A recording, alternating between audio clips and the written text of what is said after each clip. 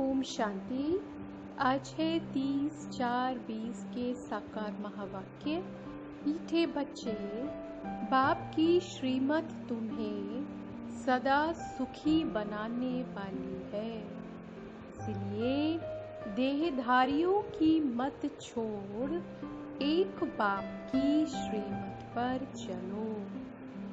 प्रश्न है, किन बच्चों की बुद्धि का भटकना अभी तक बंद नहीं हुआ है? उत्तर है, जिन्हें ऊंच ते ऊंच बाप की मत में व ईश्वरीय मत में भरोसा नहीं है। उनका भटकना अभी तक बंद नहीं हुआ। बाप में पूरा निश्चय न होने कारण दोनों तरफ पांव रखते हैं। भक्ति, गंगा स्नान आदि भी करेंगे और बाप की मत पर भी चलेंगे। ऐसे बच्चों का क्या हाल होगा? श्रीमत पर पूरा नहीं चलते, इसीलिए धक्का खाते हैं। गीत है इस पाप की दुनिया से। ओम शांति। बच्चों ने ये भक्तों का गीत सुना। अभी तुम ऐसे नहीं कहते हो। तुम जानते हो हमको ऊंच ते ऊंच बाप मिला है, वह एक ही ऊंच ते ऊंच है। बाकी जो भी इस समय के मनुष्य मात्र हैं, सब नीच ते नीच हैं। ऊंच ते ऊंच मनुष्य भी भारत में ये देवी देवताएं ही थे। उन्हों की महिमा है सर्वगुण संपन्न। अब मनुष्यों को ये पता नहीं है कि इन देवताओं को इतना ऊंच किसने बनाया। अभी तो बिल्कुल ही पतित हो पड़े हैं। बाप है ऊंच ते ऊंच। साधु संत आदि सब उनकी साधना करते हैं। ऐसे साधुओं पिछाड़ी मनुष्य आधा कल्प भटके हैं। अभी तुम जानते हो बाप आया हुआ है। हम बाप के पास जाते हैं। वह हमको श्रीमत देकर श्रेष्ठ ते श्रेष्ठ सदा सुखी बनाते हैं। रावण की मत पर तुम कितने तुच्छ बुद्धि बने हो। अब तुम और किसकी मत पर ना चलो। मुझ पतित पावन बाप को बुलाया है, फिर भी डुबोने वालों पिछाड़ी क्यों पड़ते हो। एक की मत को छोड़ अनेकों के पास धक्का क्यों खाते रहते हो। कई बच्चे ज्ञान भी सुनते रहेंगे, फिर जाकर गंगा स्नान भी करेंगे, गुरुओं के पास भी जाएंगे। बाप कहते हैं वह गंगा कोई पतित पावनी तो है नहीं। फिर भी तुम मनुष्यों की मत पर जाए स्नान आदि करेंगे तो बाप कहेंगे मुझ ऊंच ते ऊंच बाप की मत में भी भरोसा नहीं है। एक तरफ है ईश्वरीय मत, दूसरी तरफ है आसुरी मत। उनका हाल क्या होगा? दोनों तरफ पांव रखा तो चीर पड़ेंगे। बाप में भी पूरा निश्चय नहीं रखते हैं। कहते भी हैं बाबा हम आपके हैं, आपकी श्रीमत पर हम श्रेष्ठ बनेंगे। हमको ऊंच ते ऊंच बाप की मत पर अपने कदम रखने हैं। शांति धाम सुखधाम का मालिक तो बाप ही बनाएंगे। फिर बाप कहते हैं जिसके शरीर में मैंने प्रवेश किया उसने तो 12 गुरु किए, फिर भी तमो प्रधान ही बना है। फायदा कुछ नहीं हुआ। अब बाप मिला है तो सबको छोड़ दिया। ऊंचते ऊंच बाप मिला, बाप ने कहा hear no evil, see no evil. परंतु मनुष्य है बिल्कुल पतित, तमो प्रधान बुद्धि। यहाँ भी बहुत है, श्रीमत पर चल नहीं सकते, ताकत नहीं है। माया धक्का खिलाती रहती है, क्योंकि रावण है दुश्मन, राम है मित्र। कोई राम कहते, कोई शिव कहते, असुल नाम है शिव बाबा। मैं पुण्य जन्म में नहीं आता हूँ, मेरा ड्रामा में नाम शिव ही रखा हुआ है। एक चीज के 10 नाम रखने से मनुष्य मुझे हुए हैं। जिसको जो आया नाम रख दिया। असुल मेरा नाम शिव है। मैं इस शरीर में प्रवेश करता हूँ, मैं कोई कृष्ण आदि में नहीं आता हूँ। वह समझते हैं विष्णु तो सूक्ष्म वतन में रहने वाला है, वास्तव में वह है युगल रूप प्रवृत्ति मार्ग का। बाकी 4 भुजा कोई होती नहीं है। 4 भुजा माना प्रवृत्ति मार्ग, 2 भुजा है निवृत्ति मार्ग। बाप ने प्रवृत्ति मार्ग का धर्म स्थापन किया है। सन्यासी निवृत्ति मार्ग के हैं। प्रवृत्ति मार्ग वाले ही फिर पावन से पतित बनते हैं। इसीलिए सृष्टि को थमाने लिए सन्यासियों का पाठ है पवित्र बनने का। वह भी लाखों करोड़ों हैं। मेला जब लगता है तो बहुत आते हैं। वे खाना पकाते नहीं हैं, गृहस्थियों की पालना पर चलते हैं। कर्म संन्यास किया, फिर भोजन कहाँ से खाएं? तो गृहस्थियों से खाते हैं। गृहस्थी लोग समझते हैं ये भी हमारा दान हुआ। ये भी पुजारी पतित था, फिर अभी श्रीमत पर चल पावन बन रहे हैं। बाप से वर्षा लेने का पुरुषार्थ कर रहे हैं। तब कहते हैं फॉलो फादर करो। माया हर बात में पछाड़ती है। देह अभिमान से ही मनुष्य गफलत करते हैं। भल गरीब हो व साहूकार हो, परंतु देह अभिमान जब टूटे ना, देह अभिमान टूटना ही बड़ी मेहनत है। बाप कहते हैं तुम अपने को आत्मा समझ देह से पाठ बजाओ। तुम देह अभिमान में क्यों आते हो? ड्रामा अनुसार देह अभिमान में भी आना ही है। इस समय तो पक्के देह अभिमानी बन पड़े हैं। बाप कहते हैं तुम तो आत्मा हो, आत्मा ही सब कुछ करती है। आत्मा शरीर से अलग हो जाए, फिर शरीर को काटो, आवाज कुछ निकलेगा नहीं। आत्मा ही कहती है मेरे शरीर को दुख मत दो। आत्मा अविनाशी है, शरीर विनाशी है। अपने को आत्मा समझ मुझ बाप को याद करो। देह अभिमान छोड़ो। तुम बच्चे जितना देही अभिमानी बनेंगे, उतना तंदुरुस्त और निरोगी बनते जाएंगे।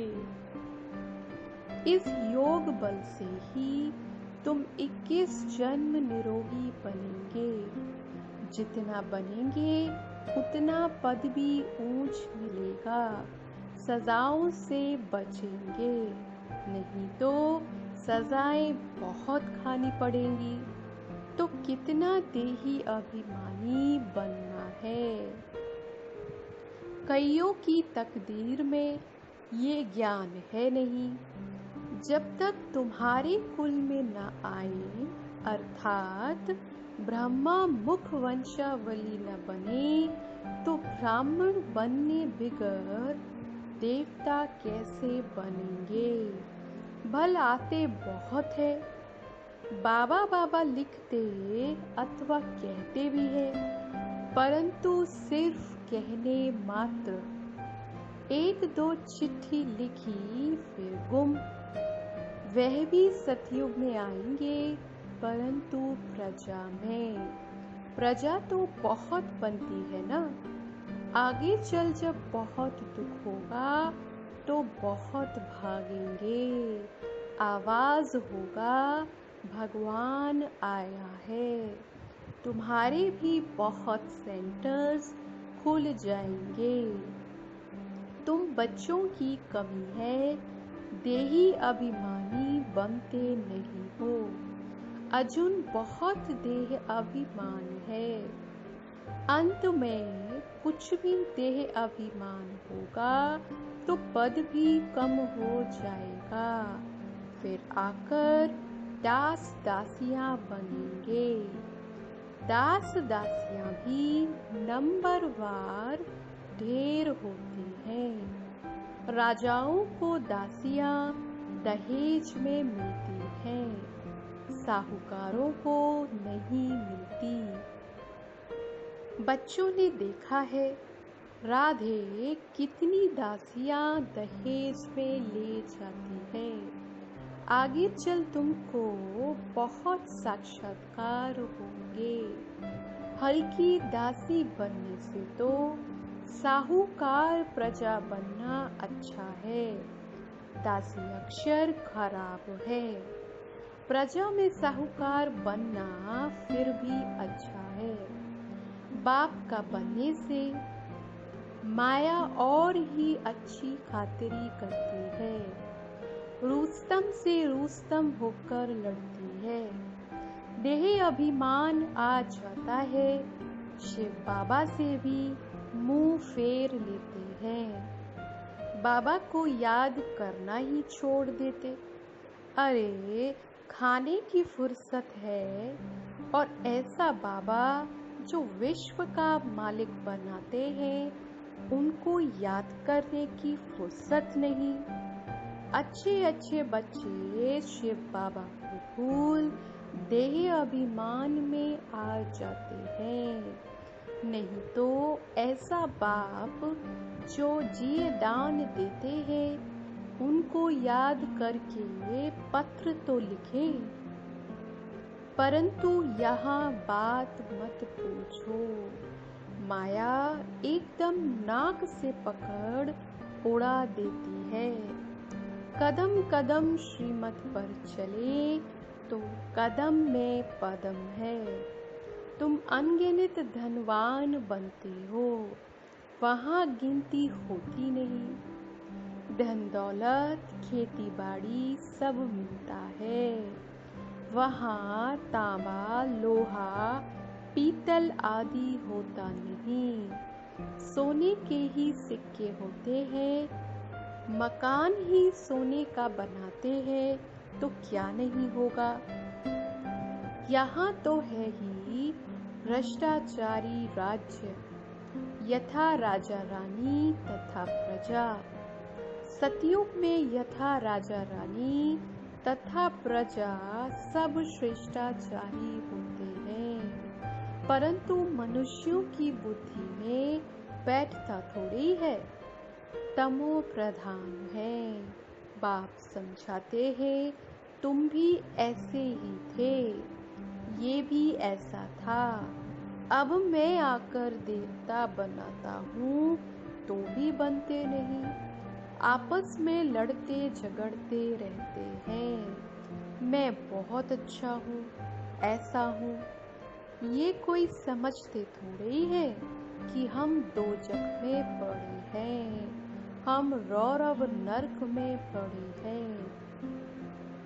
ये भी तुम बच्चे जानते हो, नंबरवार पुरुषार्थ अनुसार मनुष्य बिल्कुल नर्क में पड़े हैं, रात दिन चिंताओं में पड़े रहते हैं। ज्ञान मार्ग में जो आप समान बनाने की सेवा नहीं कर सकते हैं, तेरे मेरे की चिंताओं में रहते हैं, वह बीमार रोगी हैं।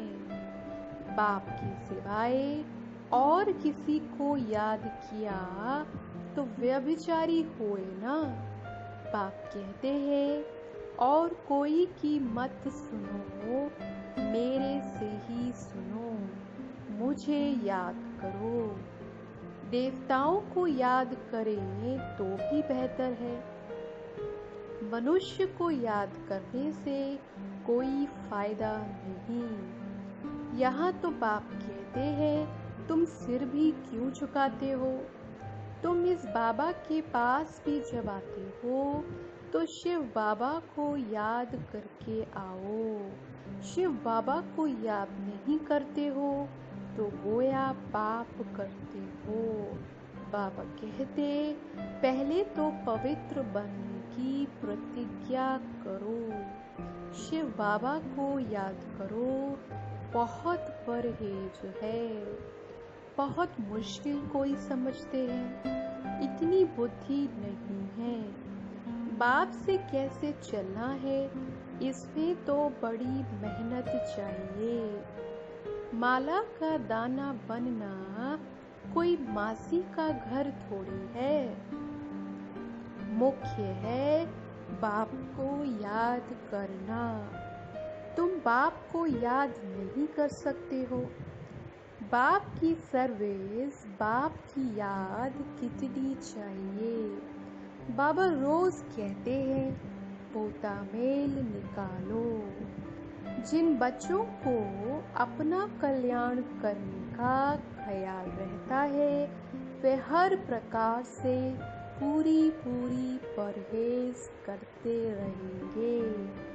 उनका खान पान बड़ा सात्विक होगा।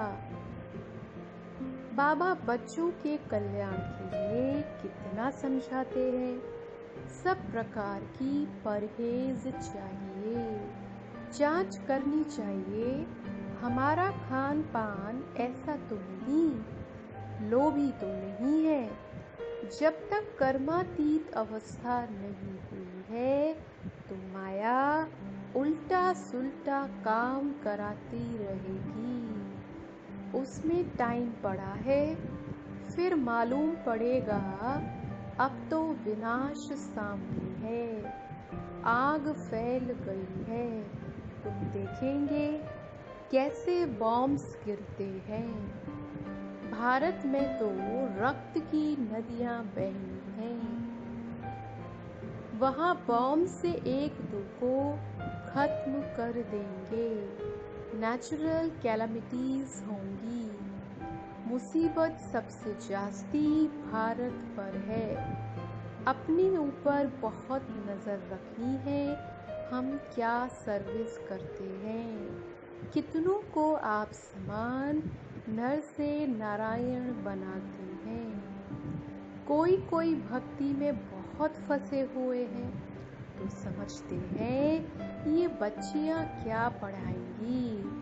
समझते नहीं कि इन्हों को पढ़ाने वाला बाप है, भगवान है।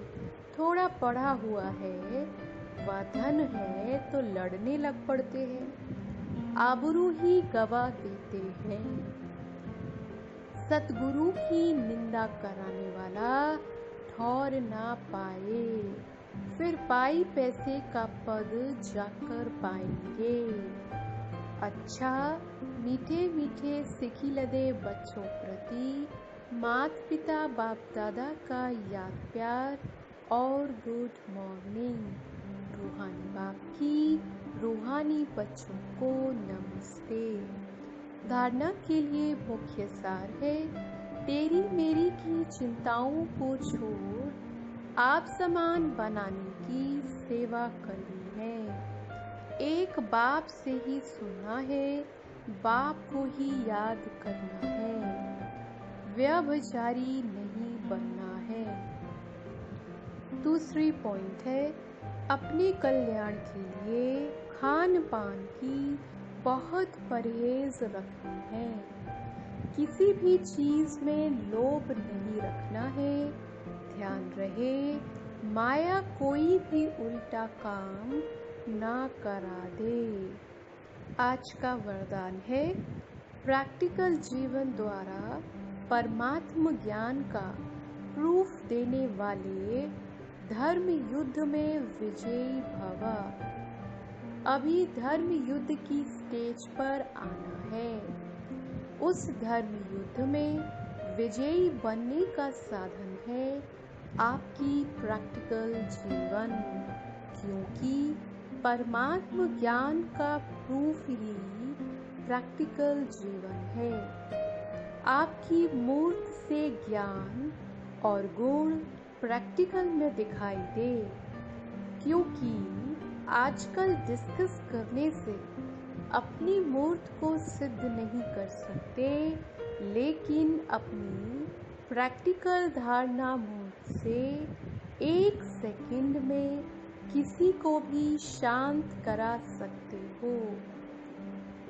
आज का स्लोगन है, आत्मा को उज्जवल बनाने के लिए परमात्म स्मृति से मन की उलझनों को समाप्त करो।